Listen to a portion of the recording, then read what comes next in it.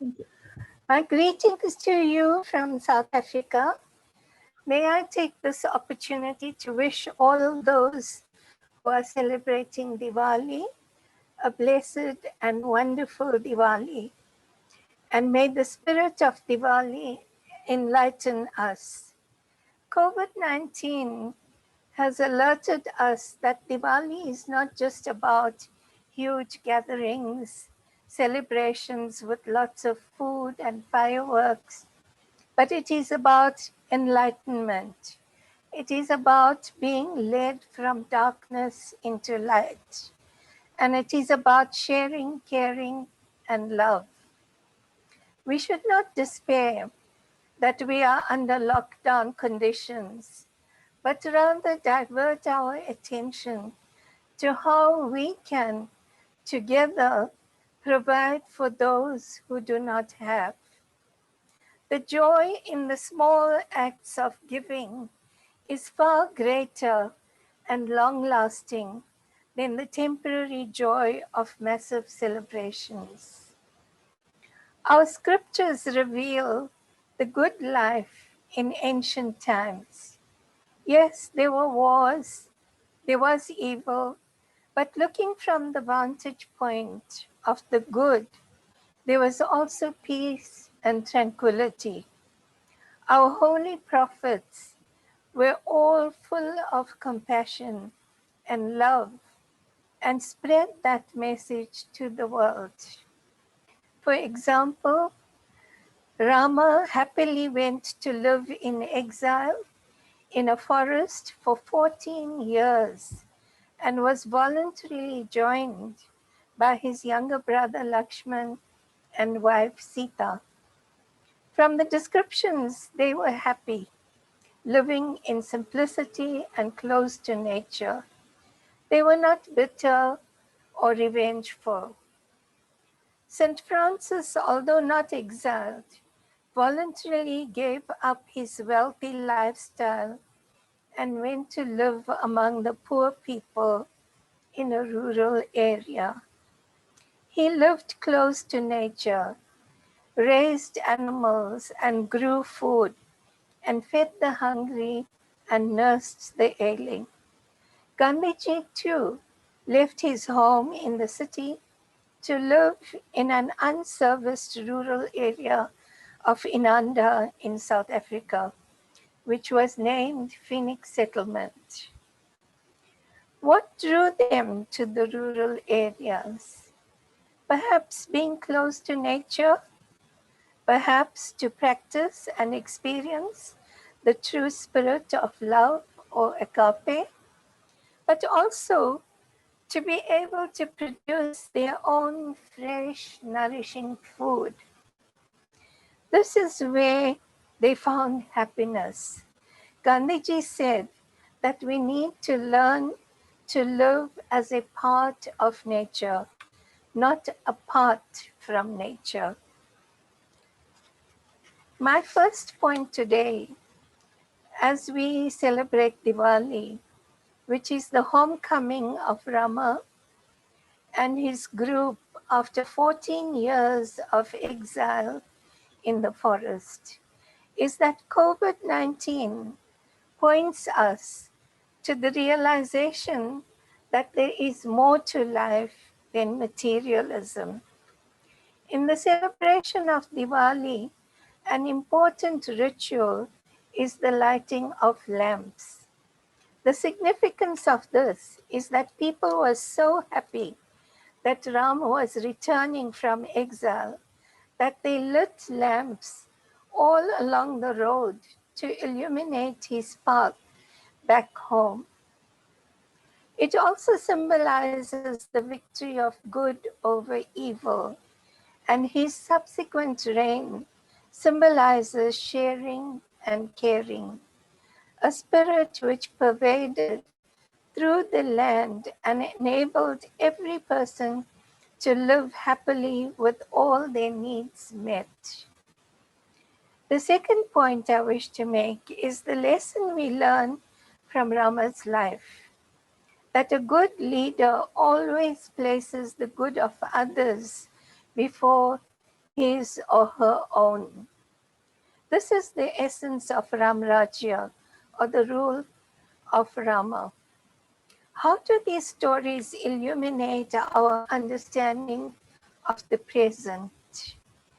In the past few centuries, humankind has revealed a baser nature, which is typified by the scramble to accumulate as much wealth as possible, to experience happiness in material possessions.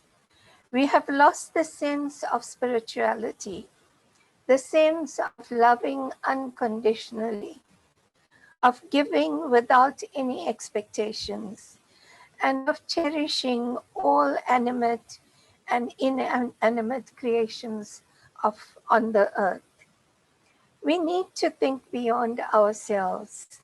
While it is important to search for our own identity and get to know ourselves, we need to remember that an important part of knowing ourselves is from knowing the other. When we pay attention to the other, we begin to know ourselves better. I am because you are. That is a very popular saying.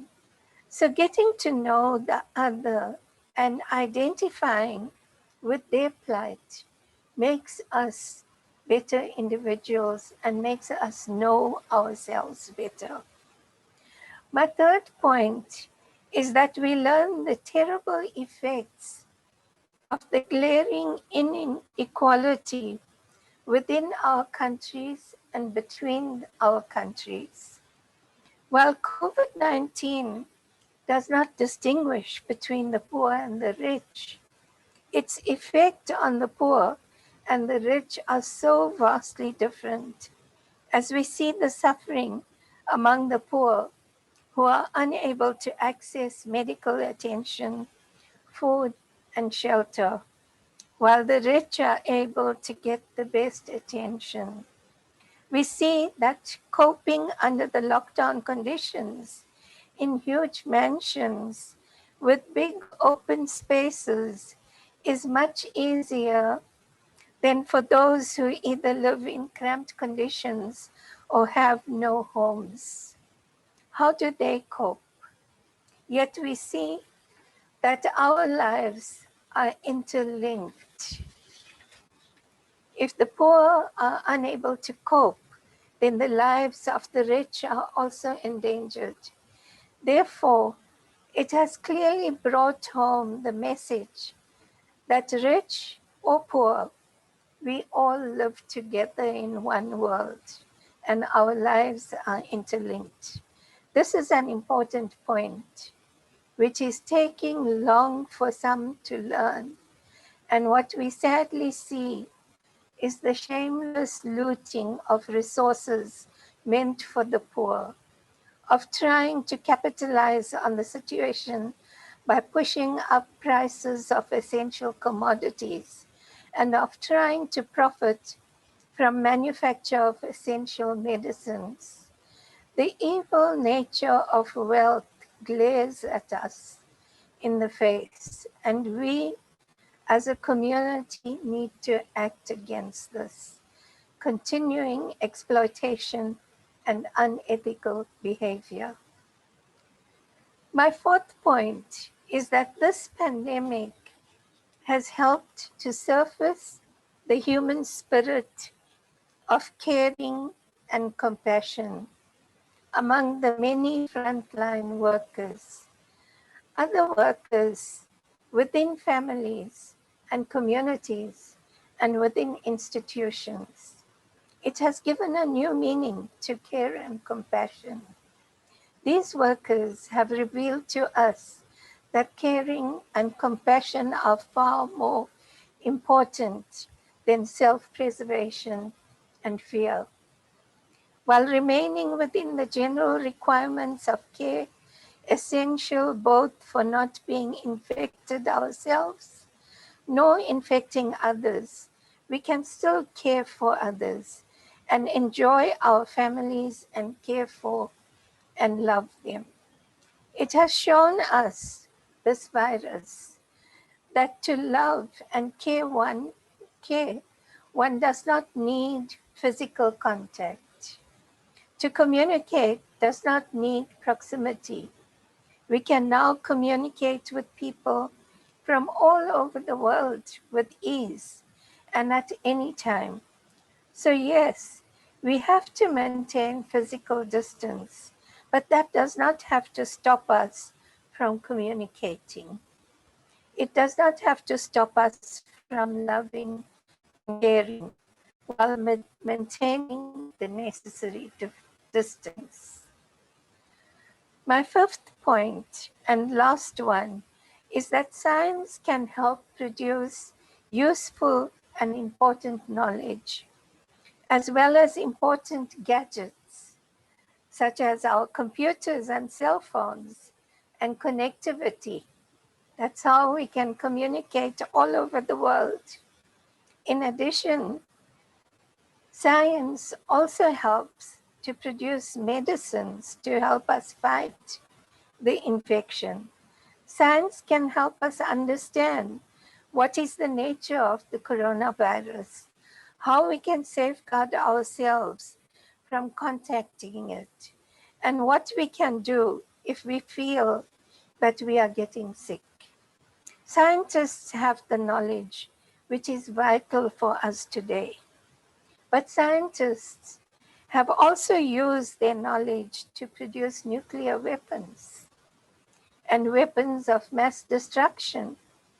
Gandhiji many years ago warned that wealth without work, pleasure without conscience, science without humanity, knowledge without character, politics without principle, and commerce without morality, and worship without sacrifice are all sins, and that our salvation lies in ensuring that we remain vigilant against these kinds of temptations. Scientists and religious communities can help us learn coping mechanisms against the anxieties of the lockdown conditions, coping with illness and death. We also need help to stop the violence. We have seen a sharp spike in family violence, in particular, but also despite the ceasefire calls by many communities, we see violence and wars still continuing in many parts of the world. This reckless behavior and abuses by the security forces must come to an end. So what is the future of humankind post-COVID? As always, scientists will find a way to stop the effects of this pandemic. But the frightening specter that stands before us is the possibility of other viruses emerging. There is an urgent need for humankind to look at an alternate way of life, where scientists too will be careful about how they practice their science. A more careful, slower way of life than the reckless behavior we have seen in recent times. We need to begin to build conditions of an egalitarian, a more equal society, where everyone has access to the basic necessities of life, where food security for all is an essential part of planning for the future, where quality health care for all and quality education for all are some of the basic needs that we have to meet. Perhaps we need greater respect for nature and help the production of nutritious food, slower lives with aesthetic revival rather than the glitz and glamour of modern life. We must see and feel the agony, sorrow, and misery of others and do something to change that situation. We see the importance of food security and need to look at how we can ensure that everyone is able to have the necessary nourishment needed to keep us fit to withstand the onslaught of such viruses as the coronavirus. Nourishment and keeping fit is key to beating the virus. That is what we have seen in the past few months. A healthy body will be able to fight off the effects of the virus. Gandhiji spoke of ensuring that we create conditions of good health and not spend all our time in looking for cures. We have been seeking a basic income grant for all in our country. We also need to strongly campaign against alcohol and tobacco abuse, both of which have a debilitating effect on our health. There is indeed much that we need to think about. Complacency will not help. We need to find happiness and satisfaction in doing little things in life. This Diwali is an ideal time to think how well our planet looks, how beautiful our earth looks. We are struggling with the pandemic, but our earth is blooming. So let's celebrate the rejuvenation of our earth. Let's celebrate and thank the many workers who nursed us to good health. Let us thank our Creator for each day we have on this beautiful earth and do what we can to be proud of ourselves. That is the spirit of Diwali. So let us light up the path to a better life, to a better world, and a greater spirit within us to help us achieve this goal. Thank you and have a blessed Diwali. Namaste.